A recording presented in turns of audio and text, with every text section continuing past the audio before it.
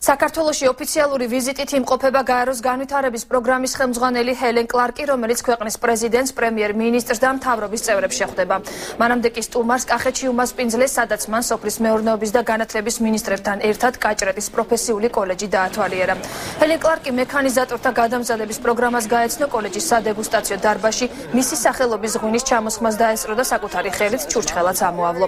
დღესვე მან ფერმერ ქალთა ასოციაციის დაფუძნებაში მიიღო მონაწილეობა და კაჭრეთის პროფესიული კოლეჯის მესაქონლეობის ფერმა გახსნა.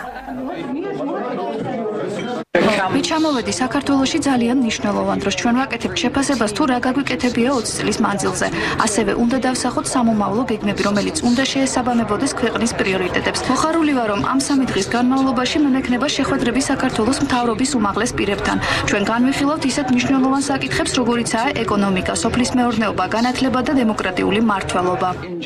ეს არის ადგილი, სადაც ჩვენ განათლების და მეცნიერების სამინისტრო თანამშრომლობთ სოფლის მეურნეობის სამინისტროსთან, თანამშრომლობთ ჩვენ საერთაშორისო პარტნიორებთან იმისთვის, რომ შემოვიტანოთ ის, რაც საქართველოს დაკარგა.